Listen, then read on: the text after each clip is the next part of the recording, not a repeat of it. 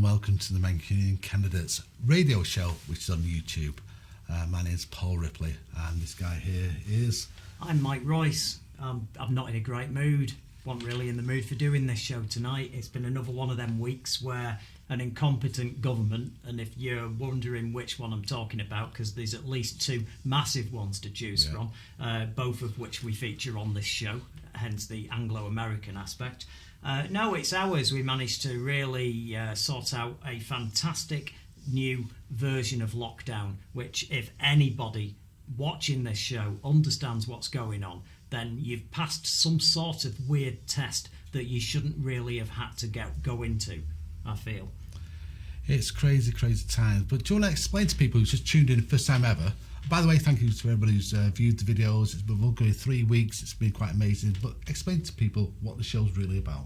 Yeah, we are the Mancunian Candidates. We are two sort of kind of honest in your face Mancunians, Northern Britain, if people don't know in America what that means. We are from Manchester in the UK, and we look at politics on both sides of the channel and pop culture in general and the state of the world, and we come on here and we have a bit of a moan and we also tell it as it is. Tell it as it is. Right, shall we talk about the Tier 3 lockdown that's hit the UK and Manchester hard as usual? Well, let's talk about this man, shall we? Mr. Hancock. Mr. Hancock. He was always going on about being a man of science. How many times have you seen that man of science? And the government's following the man of science way of doing things. Man of science. However, now it comes down to this other cock-up which has happened. So how long has Manchester been in lockdown now? Since July? Yeah. July. Well, on and off. So now we've got indicators, key indicators, case detection rates in all groups, all age groups, case detection rates in all over 60s, the rate at which cases are rising or falling, the number of positive cases detected as a percentage of tests taken, known as the positivity rate, and the pressure on the NHS. They're the things. So we're not doing the, when it suits, the R number. The R number. Yep. We were under 1 and falling. Yep. London is over 1 and rising. But we go into Tier 3. Yep. London, Tier 2. So there is a north-south divide. Clearly a north-south divide. Why is that? Because of the next man. Yes, Mr. Andy Burnham. He's there shouting up for the north, and what happens with him? Well, it all goes to, doesn't it? He's doing his best, but the government don't listen because of the north-south divide. So we might as well call him Mr. Twist. Oliver Twist, because all he asked for was give me more. Give me more, please. And what did the government do? Manchester, we're in Tier 3. Strange times. It's strange times. But it's nothing that we've not had before. Everybody in the north of England has been treated like garbage by a Tory government for a very, very long time. Anybody who remembers the poll tax, for younger people, this is the point where the Conservative government thought, well, wouldn't it be great if every single person who had a home paid exactly the same amount of money to the upkeep of the nation, irrespective of if the house was a mansion or it was a semi-detached house with 5 people living in it. So a millionaire in a mansion paid the same as a single parent with 4 children whose husbands abandoned them that were living in a terraced house. This is the level of stupidity that you get because they're so obsessed. This version of a Conservative government is so obsessed with people being responsible, being able to get on, that everybody's equal, and they never recognise the fact that some people are born into money, are born into privilege, and this lockdown should have been ever political. It should have never got that way, the way it's exploding in America, the way it's exploding over here, where people, it is becoming a political thing now. It's and a football, isn't it, Mike? It's an absolute football. I mean, they're just playing games with people's lives. And the conspiracy world, and we're going to talk about conspiracy world later, going to talk about Dr. Vernon Coleman, but the conspiracy world are loving it because it's all about control. And you've got to say, yeah, well, they are controlling us. They are taking the mickey out of us. It's just another world, and it's just a horrible, horrible world. But you've got to keep strong. You certainly have. But on the subject of lockdowns, if you're thinking maybe over here things are bad and things have been politicised, well, we're going to explain just how over the coming weeks that things are not how they used to be in many, many ways. Fox News used to be this crazy right-wing, alt-right, mental piece of propaganda you tune into. And over the last few years, Trump's administration have gone that far that they've sort of gone, oh, I'm not sure about this, and they've pulled back. Fox News is now more mainstream than it's ever been. That doesn't mean that the problems and the nutters have gone away. They live on a host of channels that are still being broadcast and are still out there doing propaganda. And there's a lady called Michelle Malkin who used to be on Fox remember News. That name. Remember that name. You're going to have to remember this name because she's going to be one of my resident nutbags from now on. Where if you want to see the temperature, you're out there wondering, how do 70 odd million people vote for Trump? How do people believe all this crap? It's because they're fed stuff like the following video. Lockdown mania. Whatever happened to life, liberty, and the pursuit of happiness? Ever since the Wuhan virus hit our shores, our precious freedoms to worship, to work, to play, to celebrate, to mourn, and to breathe as free as we please have been steadily eroding. All in a futile attempt to stop the spread of a disease with a 99% survival rate for everyone under the age of 70. Did you ever think that you'd live to see the day that the United States government, not North Korea, not China, not Russia, not Venezuela, would advise us to cancel Thanksgiving and Christmas in the name of public health? This is unmistakably and unequivocally un-American. So knowing that people are looking forward to the Thanksgiving holiday and getting together to celebrate, we felt that it was imperative to make a stronger push to recommend not traveling for the holidays. The safest way to celebrate Thanksgiving this year is at home with the people who live in your household. The CDC's COVID control freak guidelines on holiday gatherings dictate that we refrain from handshakes and hugs with our dearest friends. The federal rules even extend to pets, who we are now forbidden from getting pats and snuggles from any visitors from outside your household.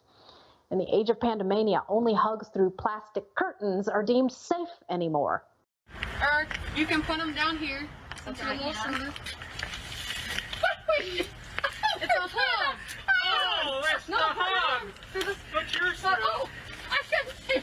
Oh.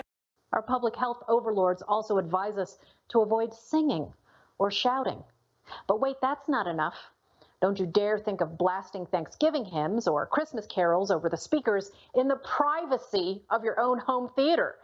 The CDC has decreed that we must keep music levels down so people don't have to shout or speak loudly to be heard. Oh, and if you're thinking about cracking open a beer or toasting loved ones with a small glass of wine, think again. That's a no-no too, because the CDC tells us that drinking even a sip of alcohol might impair our ability to social distance and wear our masks correctly. I wonder what adult beverage Anthony Fauci was imbibing when he chin-strapped his mask. Remember that? Or how about flip-flopper Fauci's hype regarding COVID vaccines still being tested in clinical trials whose results have yet to be finalized or subjected to scientific peer review? These experts told us it would take 15 days to stop the spread. Now Fauci threatens we won't get back to normalcy until maybe, possibly next fall.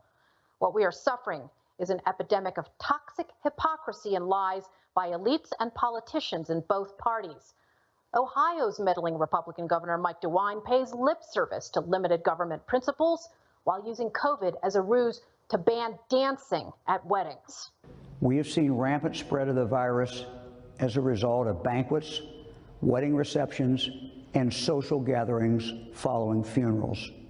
The order also requires everyone to be seated, everyone to wear a mask unless they are actively consuming food or drinks.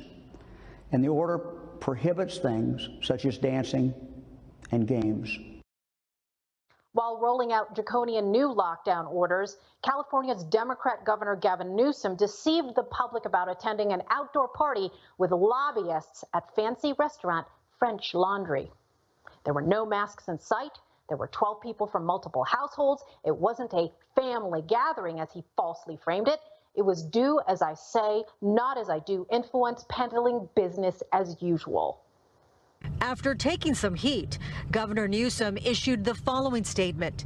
While our family followed the restaurant's health protocols and took safety precautions, we should have modeled better behavior and not joined the dinner. How many chances do we give him before we catch him doing something similar again?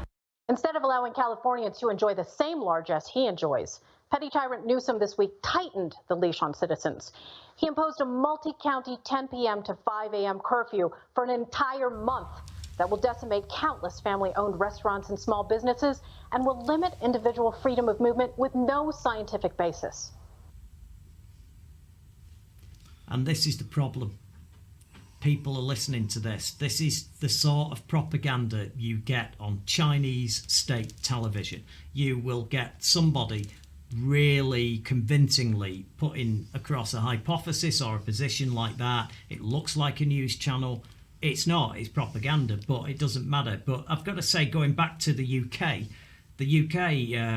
we've got our own propaganda and it's being fed by the government. And the government's now, their position on Christmas and the position on Thanksgiving in America are so similar, it's untrue. We are now the global leaders in pandemic fatalities. We have managed to snatch the crown from everybody else, even Brazil. We've managed to outdo them. So between America and the UK, who's going to win this? Is it in proportion to the population, how many corpses we can make over a period of time? This Christmas decision to let everybody have a free-for-all for 5 days is only going to end one way, and that's it. In tears. No, I'll tell you exactly how it's going to end. January is going to be a crucible of death. On that cheery note, shall we go over to Joe in New York City? Hopefully he's on the system and on the phones. And Joe, are you there?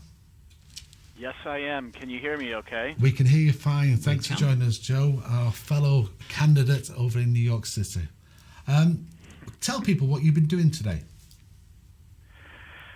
So today I was in Harlem at Jacob's Restaurant, which is on the corner of 128th and Lenox Avenue. And we were getting meals out. I was working together, volunteering with my fellow to get food out to the community. One thing that we are dealing with here, which unfortunately isn't getting a lot of press, is severe food shortages. And you see some coverage given to places in the Midwest or down south where there are long lines of people just hoping to get a box of food.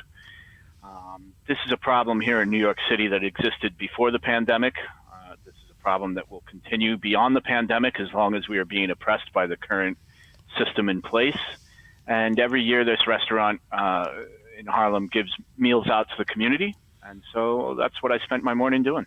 Well, first of all, God bless you for doing that, because with the current climate, it's quite refreshing to hear something like that. And I just say, what do you feel has made it so much worse? Is it the policy of the government, the situation with COVID, or just the general underlying inequalities that there are at the moment? It all starts with the underlying inequalities that have existed in this country from the very beginning. You see it the most in neighborhoods and communities of color, which are adversely affected. And so COVID is just one more devastating blow to these communities. And, we were at the People's Church in Harlem last week giving out meals where, we were out there for 4 hours and there were still people just desperate for food that had lined up starting at 6 a.m. for food boxes that had been promised delivery at 10 a.m. And this is happening every day in various locations around New York City and across the country. It's not something that people equate with New York. When I've been in New York, it's so it's so geared up for tourism. It's untrue, and I felt, I actually was aware of this, that you are shielded from the realities of New York when you go there as a tourist. Absolutely, you are. There are so many attractions here that it's rare for somebody to come here and see how people are really living. And the communities that are affected the most right now by COVID are the communities that are mostly people who live here in the city and work here in the city and work the service industry jobs that bring you your coffee in the morning and make it possible for you to have a newspaper or make it possible for you to eat at that nice restaurant and, buy nice clothes and buy nice things, and they're not being paid a fair wage. They're not being taken care of by the corporate monsters who are running everything now. And now the only jobs left seem to be Amazon warehouse workers and fulfillment services and, Grubhub delivery services. And, they're not taking care of workers. It's just, it's a disgrace the way the workers are being treated while delivering goods. I think you realise that Manchester and New York are very similar in the way that we have an underclass that's not looked after. Yeah. We share a lot in common. Now, I would like to take a moment, if you guys don't mind. Sure. You've mentioned today is what many people consider to be a holiday here in New York and in America. Yeah. And I want to point something out. 400 years ago, 1620, that's when the Pilgrims came from your fine country and landed at Plymouth Rock. What has transpired since then is despicable. And across this country, you were just talking about propaganda. Today's a great example of what I consider to be one of the greatest pieces of propaganda that you can find in the form of Thanksgiving, where for generations, young kids across America have grown up being taught in our schools, being taught through mass media and entertainment sources, so much so that even your typical Brit might buy into the myth of Thanksgiving, that it involved a happy meal between some Native Americans. Of course, they don't talk about what tribe of Native Americans, and these pilgrims who came to just, escape tyranny, and the Indians showed them how to live, right? When the reality, which you can find very easily, even if you go into the Smithsonian archives, or any historical source of relevance and significance in the world, the story has been turned into a piece of propaganda in itself. And the history behind the story involves these settlers, the Pilgrims, these colonizers coming over from England and taking over the Wampanoag Indian tribe's land. And, it wasn't even celebrated or acknowledged or known about outside of New England until, and I'm gonna read something here from Smithsonian Magazine. Please do. It gained purchase. This is a quote. It gained purchase in the late 19th century when there was an enormous amount of anxiety and agitation over immigration. The white Protestant stock of the United States was widely unhappy about the influx of European Catholics and Jews and wanted to assert its cultural authority over these newcomers.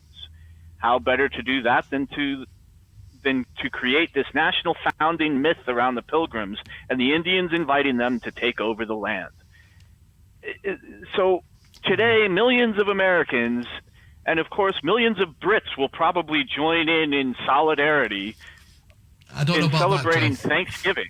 No, I think a lot of Brits actually get that bit of it, because I think it's more open. I think that it's less of a problem for a teacher.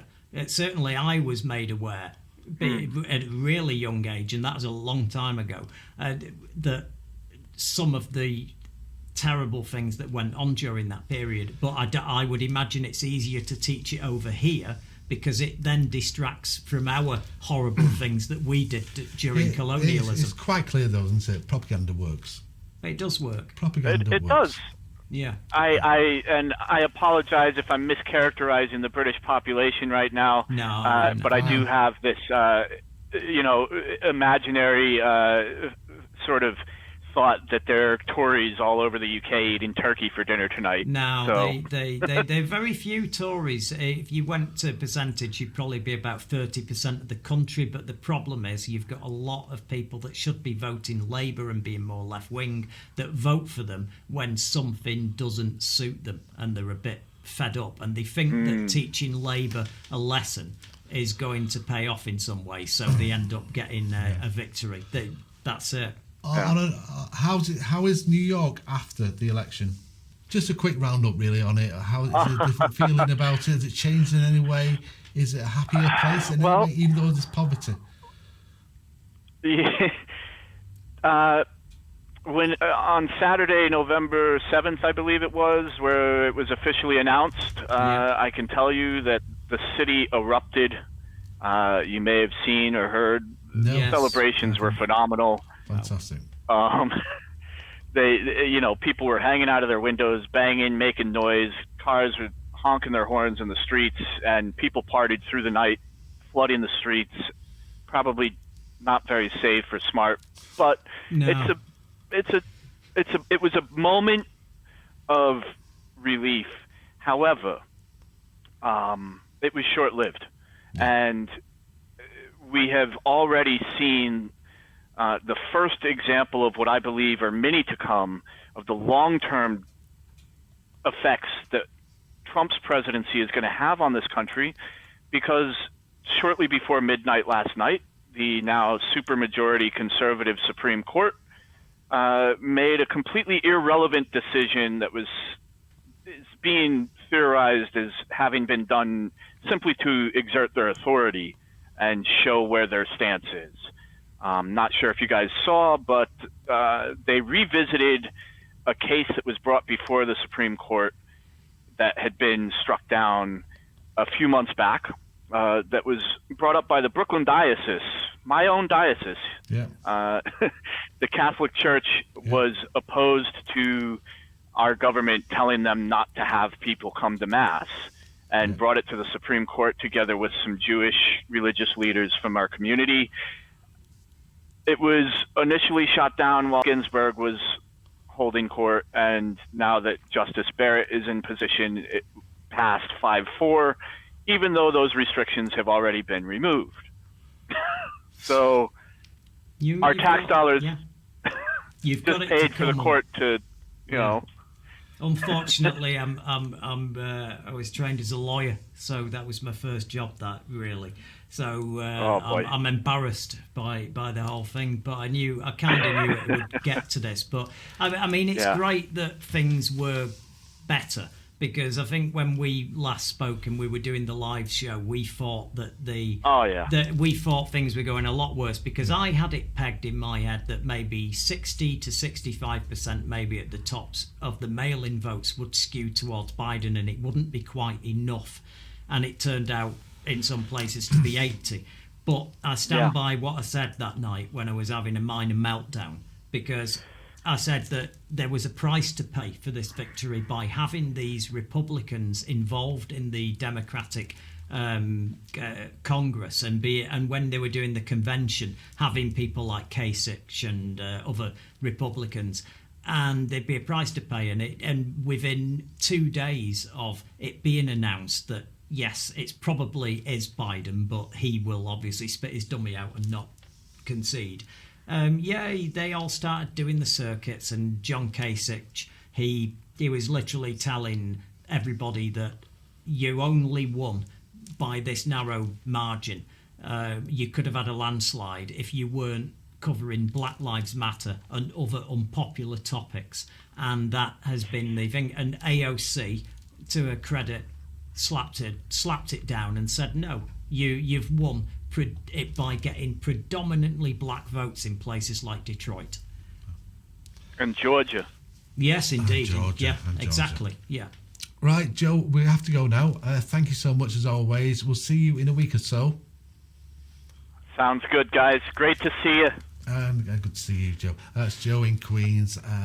He's just one of life's good guys out in the streets. Certainly is. And it happens here in Manchester as well. I mean, obviously, caring the homeless, and Christmas is coming up. There's a great charity going on at the moment, collecting toys for kids. Yeah. And it's hard times for people. It's just hard times. It's dreadful. It is time to, I don't know, try and come together in some way, but don't believe the propaganda. Well, talking about coming together, we're trying to bring a little bit of everybody in this fight together here, so that's why the show's here, and we've got a little bit of feedback. I mean, first of all, we've had a lot of people watching the channel, haven't we? Yes, we're doing really well. We get figures for you.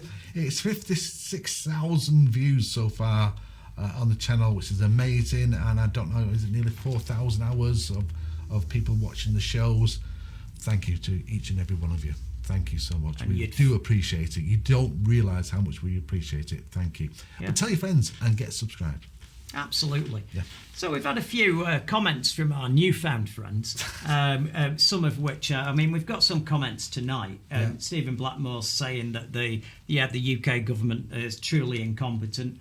Nick is, wait a minute, Danny Ranks is saying that the vast amounts of people don't live in reality, they live in fantasy spoon-fed to them, which is kind of what we've said tonight. Yeah. So, based on some of the clips and videos that have been on the channel over from last week's show, this is all from last week's show, where you got Chris Griffin says, I have not heard one thing from Corbyn to make me think this man is a racist. This is in response to the section on last week's show where I was kind of saying that I knew he was. Unlike a certain UKIP, I mean Brexit party, that surprisingly we're never told is as big a problem. What I have heard from this man is a willingness to help the common people, tax the rich, fix injustices, including the one magical, all-powerful one concerning anti-Semitism, and that is why it is so important for the masterclass to discredit Corbyn before anything essential gets corrected. Digital Gorilla. That's a long comment, wasn't it? It was. It was like a diatribe. That. Yeah. Well, you know, it's under the excerpt from that bit where was going on. Digital. I don't know about better. We'll have to see what your concept of better is. Digital Gorilla, I think, was replying to the section we did on Lindsey Graham and the fixing of the election and the coup. Just a pair of wankers pulling their own knobs. Lindsey Graham was only wanting the signatures on votes in Georgia verified. It had nothing to do with black or white. So, Mr. What's it called? Digital Gorilla. Digital Gorilla. So Digital Gorilla. Yeah.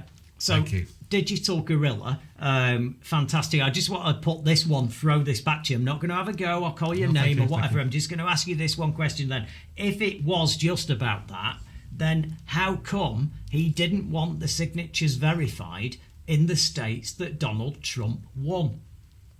Sort of a bit of a problem, that one, isn't it? So I've got a good one from Nick, who answered my question from last week's show, where I was going mad because we were saying, what was Corbyn when you met him? What was he writing stuff down with? And you were going on at me about pencils and rubbers, and it was a green pen. He says, green pen is from the 70s. Pentels, I loved them. It was Pentels. They were the green ones. And finally, we've got a cracker here. Kevin Andrews says, yet another piece of propaganda. This show is an ugly lib showcase of ignorance. The arrogant idiot with the loud mouth and dingbat hair is particularly offensive. Who's that? Wait a minute. No, who's that? I can't find the words. It's wrong. I can't find the words to describe how annoying he is. He acts as if he's the only person who ever went to college. Socialism is a stepping stone to communism. Overregulate industry and you force out the private sector by eliminating profitability and incentive. People still need stuff, so the government takes over. don't listen to this propaganda. And I was about to say, I agree, you've got your rights and your opinions and all the rest of it, but I will say this, it did upset me a great deal, that, because he really shouldn't be saying that stuff about Paul. Dingbat hair, I'll say no more. I'll tell you what, to answer that though, to me, quite clear, when Thatcher sold the water, the energy to private companies, and it's supposed to advance us in this way, did it? No. It did exactly what happens in America. It's the same thing. Every now and again you get a right-wing government and they'll think, the state owns this. If we sell it, it'll help balance the books, and then we can think of some clever way of... Transport, are we advanced now on our transport? Our railways, are they amazing? These years after Thatcher, is it amazing transport? No. I mean, the big one over here, we sold off gas, we sold off electric. All the utilities. We owned all of it. And the gold. But the most offensive one to me is water. Yeah. Because at the end of the day, why does a private company giving shares to a board of directors own our water supply?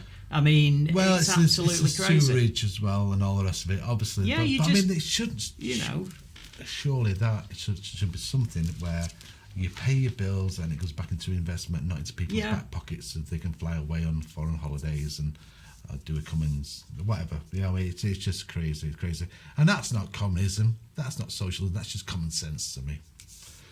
Should we move on? Yeah. Well, as a follow-up to a lot of things we've been covering on the show. What's your hair called? Pardon? What do you call your hair? I've forgotten now. Wait a minute. You don't know it's me, right? Okay. So I'm not falling into that. Then, no, I'm not falling into that one.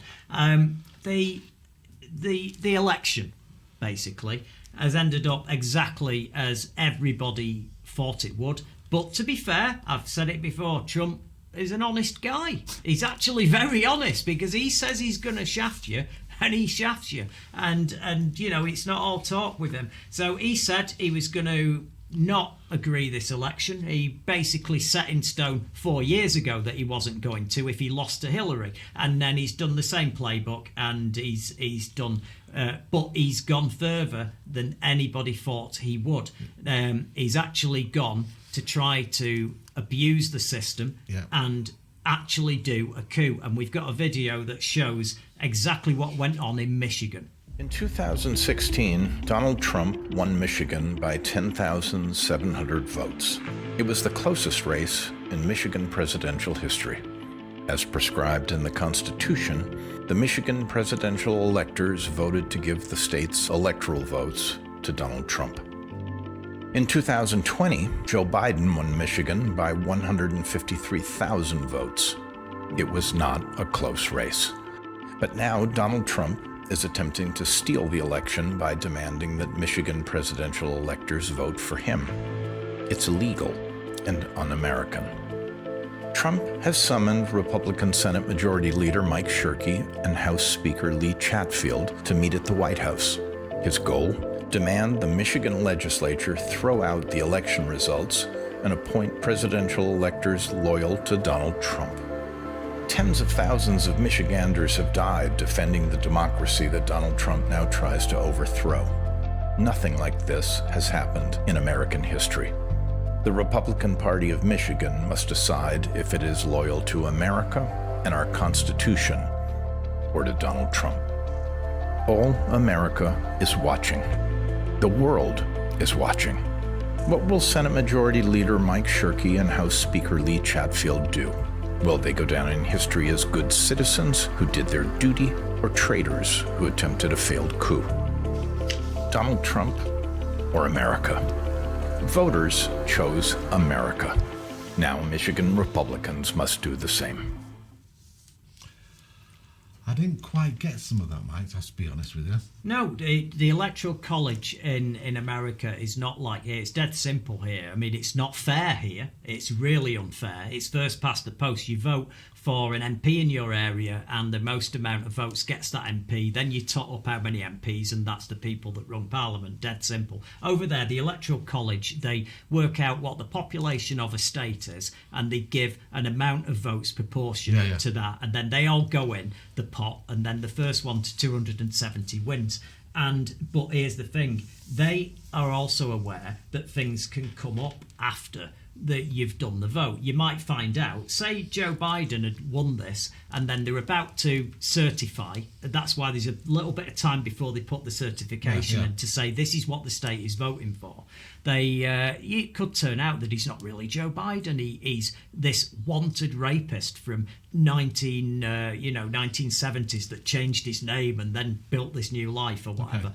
Okay. And I hope no one clips that out of sync and then uses it on Newsmax or One American News or something. But I'm just saying, then they have the option of going, well, they won the popular vote, but we found this thing that fundamentally disqualifies him as a person. It's so reprehensible, so we will vote for the person who did come second. But it's never happened because, thank God, with the amount of scrutiny you get for that job, you wouldn't get that far to even get the nomination by your party. We don't live in a world where that's possible. Trump.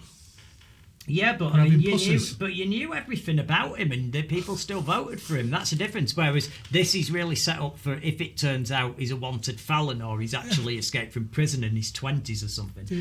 But the whole rule is this: if the person has won the election, those people that are on the Electoral College committee for that state have to go to the Electoral College and go, this is the person who got the most votes who voting for him. Okay, now, it's cross-party as well. It's supposed to be not political. So you'll have, like Michigan had 2 Republicans, and this is what I think is quite bizarre. You should have a neutral person. You had 2 Republicans and 2 Democrats, and he courted all 4 of them, got them to the White House, and then offered them a job in his administration if they would change their votes. And if anybody doesn't see a similarity between this and what went on with the Ukraine and that phone call, this is how this guy rolls. This is what a crook he is. He's done that. Now, here's the disappointing thing. I will say that because after that video, the result was that they did certify, and they told Donald Trump at the meeting in the White House, sorry, mate, I'm not going to go and ruin my life just to prop you up. You lost. And they went. However, there were 4 of them, 2 Republicans, 2 Democrats. One of the Republicans abstained after the meeting. So it was 3-4. It shouldn't be 3-4. It should have been 4 of them. The 2 Republicans should have gone, yeah, I get it. You're on my team, it's the Republican Party, but this is wrong. And they didn't. One of them actually would have done it. And if the other Republican had have actually said, oh yeah, there is a good idea, this, that state would have gone into legal action, and it might have actually got to the Supreme Court where Amy Coney Barrett and co might have actually switched it and gone, oh no, this is Donald Trump's state because there's a bit of voter fraud and we're not sure, so let's err on the side of caution. He nearly got away with it. But Pennsylvania and other states are all certifying, and he attempted a coup. Yeah, nearly. It's a coup. It's a coup, and not a military coup. It's a soft coup. We had a coup here, Mike. An inept one. We had a coup here. In January this year, Boris Johnson just got rid of people. He got rid of people and had people around him to suit himself. The little coup went on with Cummings in charge then. It was successful. The Tory party isn't the Tory party of old for that reason. Yeah, well, you can get this. This is the problem with coups. This is the problem when you've got this going on in a country when it shouldn't be going on. Yeah. I mean, but at least our electoral system, you can't get away from those votes. Now, I wonder what would happen if the next Conservative government started this, if they found themselves 8% in the polls against Labour going in, and they did this here, and they started to go, if Sunak had taken over and he was the new, because it won't be Boris next time, not after this debacle, believe me.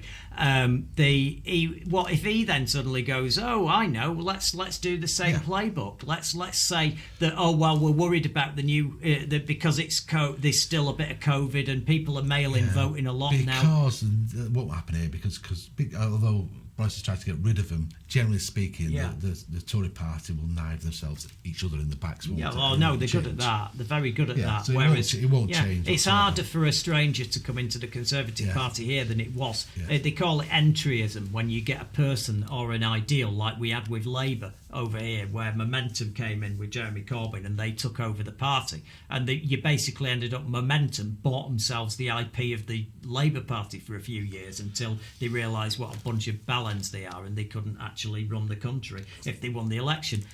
But as a further point of this, the good news from all of this is that it turns out that Donald Trump, he tried to do a coup, but it didn't quite work out how he was wanting. And we have good news in that he didn't concede, but he kind of gave way.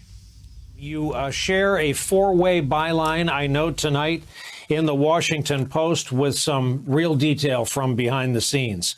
Trump was described as angry about the situation. He called political advisors Monday to say he had doubts about the GSA initiating the transition, to inquire about whether he could block certification of the Michigan result, and to express reluctance to travel to Georgia to campaign for the two Republican senators facing runoff elections, according to officials and advisors.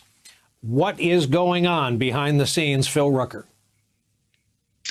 Well, Brian, what's happening, according to my colleagues and I reporting today, is that the president has been very reluctant to agree to this procedural move, which is quite significant, which is the General Services Administration allowing the Biden transition to take place. That is effectively a surrender on the part of the president after 16 days of delaying the transition and trying to subvert the vote. He, of course, is continuing his fight publicly. He believes he has some legal avenues ahead, but the reality here is that it's over. And tonight brought some end to it. But the president took a while to get to that place psychologically. He had conversations over the last few days with a number of advisors who were telling him, look, the avenues are running short here. You need to let the transition begin. And then in the last 24 to 48 hours, we've seen this chorus of calls from some Republican senators who are influential, from a number, more than 100 national security veterans in this country who wrote a public letter today calling on the Trump administration to begin this transition. And importantly, from the CEO of Blackstone, Steve Schwartzman, who's perhaps President Trump's closest ally in the business community, he went public today with comments saying effectively that Biden had won this election and the country needed to move on. All of this has wounded the president, but got into an emotional place where his advisors were able to convince him to go ahead with the beginning of this transition, so long as he doesn't concede. And my colleague Josh Dawsey is reporting that there's actually an effort underway in the White House right now to get the president to deliver a formal speech to the nation. He would not concede in this speech, but he would use the moment to tout his accomplishments in office and to commit publicly on camera from the lectern to a peaceful transfer of power. That's the conversation underway tonight. A peaceful transfer of power. A peaceful transfer of power. Well, it's an election. It shouldn't be a coup. It should be. Isn't this just what life should be about elections, about the biggest, richest country in the world? All that type of stuff. It is just outrageous that in the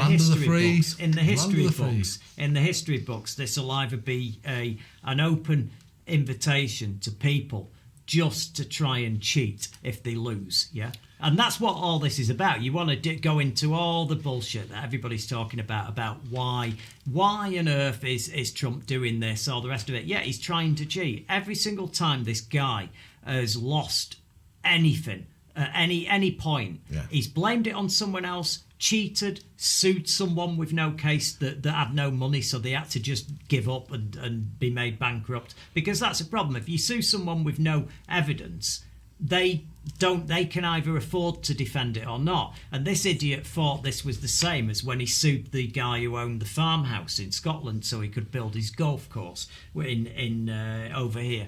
The guy didn't have any resources, so he couldn't defend the action, and he lost and ended up owing hundreds of thousands of pounds worth of court costs, and then went, I tell you what, have my house, build your golf course, otherwise I'm actually homeless. And this is how he rolls. And he thought he could use the same thing, but he didn't realise, Donald, you're suing states. states tend to have money, and they will fight you back and they will beat you in court, which is what's happened. He's used to throwing things in court and winning.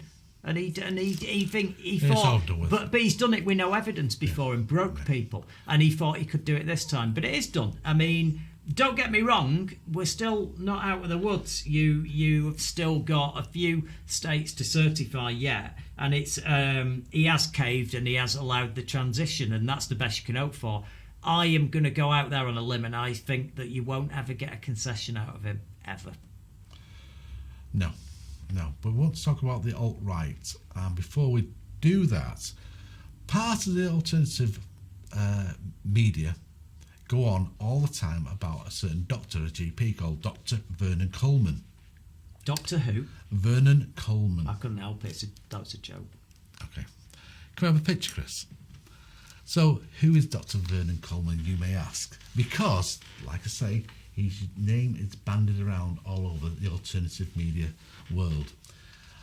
He used to write for the Sun newspaper. I'll throw it start away. No. But he portrays as an old man in a chair, as like a font of knowledge of anything medical. He's a former GP from 1970 to 1981, and he's built a career out of being anti-establishment. Anti-establishment, that's who he is. So, when we're going on and talking about, have you got a little picture up, Kris? They get that picture up. Once people see him sat down. When people talk about him, they always say he's a medical doctor. In 2005, an advert had an advert out for a book called How to Stop Your Doctor Killing You. And he claimed the most likely person to kill you was a GP, after he had been a GP. When writing in The Sun in the 80s, Coleman denied that AIDS was a significant risk to the heterosexual community. The following year, on the 17th of November, The Sun published an article under the headline, Straight Sex Cannot Give You AIDS Official, claiming that the killer AIDS can only be caught by homosexuals, bisexuals or junkies. The following day, Coleman supported The Sun's claim with the article under the headline, AIDS, the hoax of the century. He's also a critic of the European Union and a supporter of, guess what? English nationalism and Brexit. So that's the person who people on the right believe, people on the alternative media believe is a medical guru. So would you follow this guy, or would you follow a normal GP, a normal medical expert? Why do these people say this? Because people call him, like say, this learned person, but people like who support him call people like me a sheeple. Talk about the brainwashing I've undergone. They question everything, they insist, but ignore us when we question them. They tell us, do your research. You must have had it. I've had it online. Do your research, Paul. Yeah. You'll find out. Happens all the time. But they fail to fact check the material they share. I've had some people on Facebook, for example, sharing stuff, and they are momentum supporters sharing right-wing media. Yeah, well, they don't even realise it is. They accuse the media of scaremongering and then tell us that 5G is what's killing people, that our face masks are making us sick, and that coronavirus will implant tracking bugs in us. So whether the agenda is politics or profit, once the people willingly do somebody else's bidding, it's a very clear sign that their propaganda is working. Even an old man in a chair knows this well. Dr. Vernon Coleman. Looks like he's doing an advert for hemorrhoid cream, doesn't he? You know, it's quite... This is the thing. Do you know what, though? You've got him, and then you are Piers Corbyn and all the rest of it, and they just look mad, don't they? They look mad, but don't they? But people trust these people, and that's crazy, the thing that I just can't understand, where intelligent people go along with this, medical experts say this, Dr. Vernon Coleman. AIDS was a hoax. There were a lot of people doing that back in the day, and it makes you wonder but these fringe nutters have been around a long time, but they didn't have the internet. And that's the difference. You had a lot of people believing all sorts of crap, but they didn't get to speak to anybody else who was that susceptible. And they to me, this lot are so dangerous, it's untrue. I mean, people are But the basing thing is, decisions on this is why it works, because do you remember the adverts? Well, you probably wouldn't, but the adverts in the 80s, the huge adverts for, like, I think a big block coming down and crushing things, AIDS will kill us all type adverts. Yeah, I remember all them. It was propaganda on that side. Yeah. So you can understand why people say, "Oh yeah, I remember that advert. It was a load of nonsense. We never got it." Yeah, but it wasn't. It was never convenient. I mean, Ronald Reagan was terrible, by the way, about this. You're talking about AIDS. Ronald Reagan was an absolute nightmare because he believed this was he was referring to this as a gay plague. Yeah. In private, and in public he would not use the word. He would not refer to it whatsoever, and he did what Trump was doing, but in a very low key way. He just went, well, if we don't mention it that much, people will think it's under control. So there are elements to this. And you've got to say, well, maybe social media, no matter who is kicking about, it'll bring out the worst aspects of humanity. The worst aspects of humanity can find like-minded people to spread their poison. And it is poison. It's poison. By the way, Dr. Vernon Coleman is quite wealthy. I presume he self-publishes now, but he's an author. Self-publishes? Now he self-publishes. He's banned. Yeah. But he sells thousands and thousands of books, so don't laugh at that. I'm laughing at it because no. Oh, he creates a lot of money for himself and has done over many years, obviously writing for newspapers as well as his books. One of his books about how to be... how to have a small penis and succeed or something. Yeah, well, I'll tell you, I've got a book. I've got a book because on the other hat that I've got, you know, we're doing we do a movie magazine and we get all sorts of weird stuff through, and you get the same sort of fringe nutters there. And I got a book on exorcism, and it's quite interesting. It tells you exactly how to perform one, only it's done. This could be a plumber's guide on how to fix a sink or some piping or whatever. It's that methodical, as if, it's beyond question that exorcisms are a thing and ghosts and all this, so let's just read it. So I thought, this is interesting. And it gets to point number 10, and it explains that people that are mentally ill, are not mentally ill, and they are in need of an exorcism because of demons inside them. Yeah, well, there you go. It's a big thing in Africa, that as well, and certain tribes believe that. Oh yeah, they do. If you've got schizophrenia, you've actually got demons living inside Europe you as well. That applies. I don't know what to say. 5 minutes left of the show. Right. Well, here's a simple one. We've all seen we've seen Joe Biden now, President-elect. Sorry, Trump fans. I know you don't like it when people say that, but that is the truth. It's been certified now, and it should have been apparent about 2 days after the election. Giving you credit to wait it out a little bit. He made a big thing about, well, this is the time to come together now. Let's have peace. We can't have all this discord and all this animosity. We've had 4 years of Trump, and he wants to bring everybody together. Hence, when he was running at the convention of the Democratic Party, they had some Republicans come forward going, we'd rather have a Democrat. Joe Biden is a decent man. Let's have him. We can't have all this harshness, this coarse behaviour that we've had. Let's get some decency back. So, okay, that's fine. So it looks like he's saying, yep, it's back. He's told the world this week, America is back. We're back on the world stage. We're all good. So the alt-right that we've been talking about, they aren't seeing it quite that way. And we're just going to show you a video now that explains something to you. If you are wondering why 72,000 people still vote, 72 million people voted for Donald Trump. Yet they are subjected to a slightly different reality from the rest of us. Biden's fake truce. We, the 72 million Americans who voted to re-elect Donald J. Trump, do not forgive. We, the 72 million Americans who voted to re-elect Donald J. Trump, do not forget. We, the 2 million Americans who voted to re-elect Donald J. Trump, do not surrender. We, the 72 million Americans who voted to re-elect Donald J. Trump, reject the fake olive branches of former Vice President Joe Biden. Listen to his hollow attempt to bury the hatchet. It's time to put away the harsh rhetoric, lower the temperature, see each other again, listen to each other again. And to make progress, we have to stop treating our opponents as our enemies. They are not our enemies. They are Americans. They're Americans. The Bible tells us, to everything there is a season, a time to build, a time to reap and a time to sow, and a time to heal. This is the time to heal in America.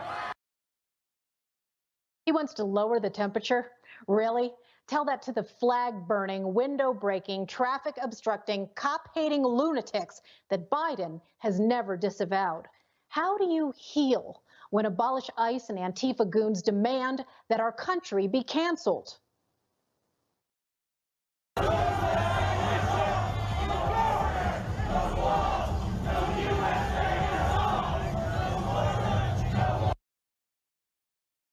How do you heal when Never Trump witches openly call for burning down the America First movement and crushing Trump's populist supporters? What we should be doing is shunning these people. Shunning, shaming these people is a statement of moral indignation that these people are not fit for polite society. It's not only that Trump has to lose, but that all his enablers have to lose. We have to collectively, in essence, burn down the Republican Party. We have to level them, because if there are survivors, if there are people who weathered this storm, they will do it again. They will take this as confirmation that, hey, it just pays to ride the waves. Look at me, I've made it through. How do you heal with miserable, unhinged feminists blowing out our eardrums every day?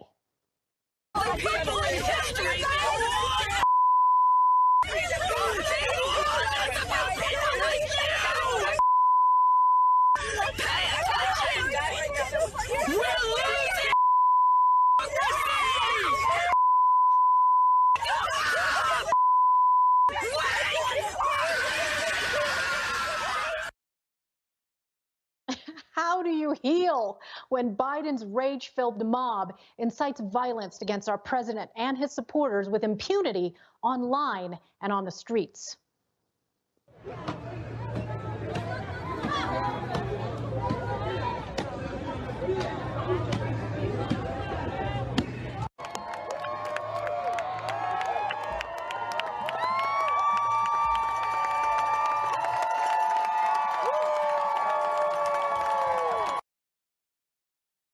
Biden now says it's time to heal.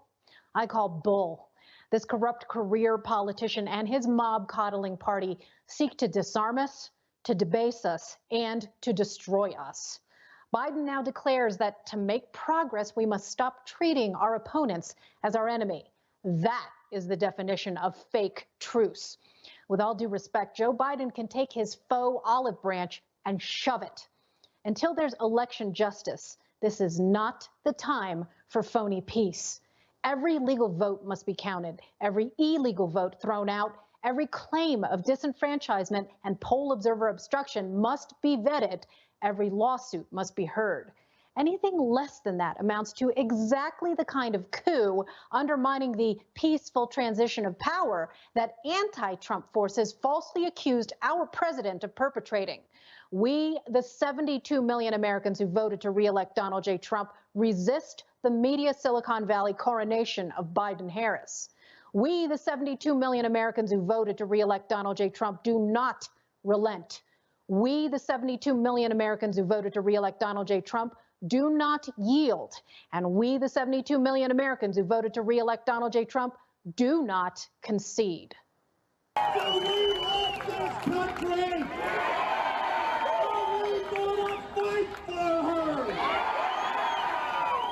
Are we going to win? We have only begun. Amen. What a funky chucklehead she is. I mean, she is a one-off nutbag, but she is indicative of exactly what's going on there, and that is the incline that Joe Biden has got to skate uphill against. And we've had a couple of comments before we get off. Mark is saying the internet is a breeding ground for stupidity, which, yeah, you've just seen that. And Nick is saying bloody hell, Newsmax is the Daily Express on steroids with added paranoia, a digital amoeba, if you will. I couldn't agree more, but sadly, that is what is happening in America right now. And don't forget, what happens in America always comes here 4 years later, according to Lou Reed when I spoke to him. Do you know that? I didn't it's fake know that. news. It's fake news. It's time for us to say goodbye. Thank you for tuning in. We'll see you next week. See you later.